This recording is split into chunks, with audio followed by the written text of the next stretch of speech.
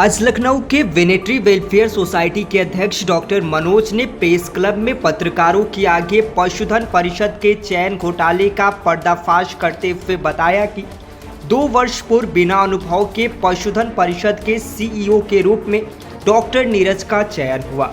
इसके साथ ही डॉक्टर नीरज पर आरोप लगाते हुए कहा कि उन्होंने अपने कार्यकाल में कई अधिकारियों का शोषण किया। साथ ही डॉक्टर नीरज के प्रमुख सचिव रविंद्र नायक के साथ मिलीभगत के आरोप लगाए। इस मामले की वेनेटरी वेलफेयर एसोसिएशन में हजरतगंज थाने में एफआईआर दर्ज करवाई है। इसे निवेदन करता हूं कि वो अपनी बात रखें। पहले सचिव साहब उसकी जो शिकायत की माननीय मंत्री जी ने की, खाद्य रसद ने की, विधायक मलियाबाद ने की और तमाम नेताओं ने की, मंत्री जी को की। मंत्री जी ने उस पर एक्शन लिया, परंतु प्रमुख सचिव ने नहीं सुनी। अध्यक्ष जी को एक सेकंड के लिए टोकता हूं। कंपनी में डॉक्टर नीरज गुप्ता मैनेजर थे और इसको मान लिया गया पशुपालन एक्सपर्ट में एक्सपर्टाइजेशन एफपी पेज, इस पर लिखा हुआ है मैन्युफैक्चर्ड बाय पार्ले एग्रो।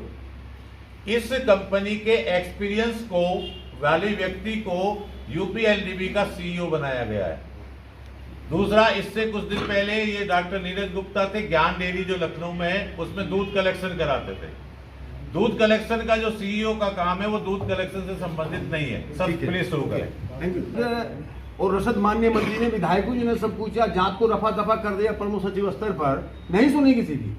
कहीं से कोई पॉलिटिकल या किसी प्रकार से भी जैसा भी जिस तरीके का भी दबाव रहा हम नहीं जानते। ये इन्वेस्टिगेशन का इशू है। इसके बाद जब ये अपने कार्य इन्होंने किया, 2 साल के लिए लोग आए थे, उस 2 साल के अंदर इन्होंने वो कारनामे किए। फील्ड के अंदर जो बीमे का कार्य है वो वेटरनरी डॉक्टर का नहीं काम है, उसका चिकित्सा का कार्य है, सारा काम बीमा कंपनी का। इन्होंने क्या किया, बीमा कंपनी का डॉक्टर को एजेंट बनाने का काम किया और एजेंट बना, और जहां पर कोई किसी स्थान पर मृत्यु दर 4% से ज्यादा हो गई, वो बीमे देने से इनकार कर दिया, रिजेक्ट कर दिया।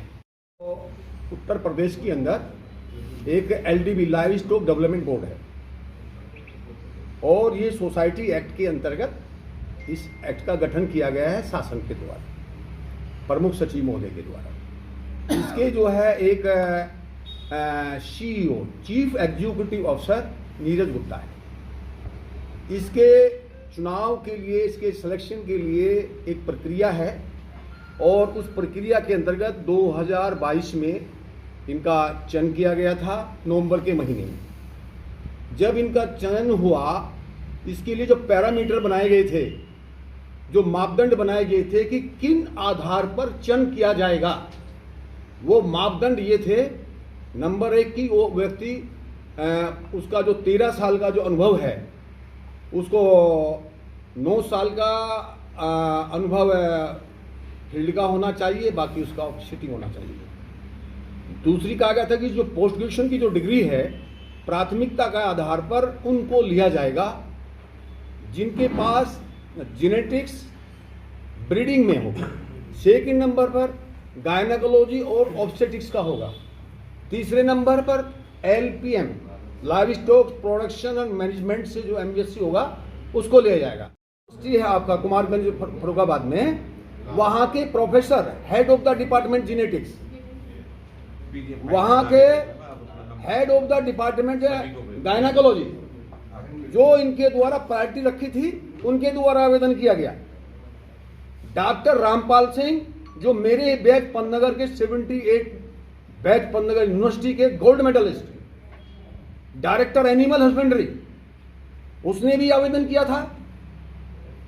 परंतु हुआ क्या, एक तीसरा जो चौथा 5 शख्स था, उसका नाम था नीरज गुप्ता। जब इन्होंने कहा था कि इसके लिए रिक्वायरमेंट उस व्यक्ति का अनुभव और एक्सपीरियंस सेंट्रल गवर्नमेंट में या स्टेट गवर्नमेंट में या सेमी गवर्नमेंट सेक्टर में या भारत की जो प्राइवेट सेक्टर में ऐसा कोई इंस्टीट्यूशन हो जो एनिमल हस्बेंड्री फील्ड का रिनाउंड हो, जिसका बहुत पब्लिसिटी हो, विश्व वर्ल्ड वाइड हो, ऐसा लिखा था। परंतु एक पार्ले एग्रो लिमिटेड कंपनी में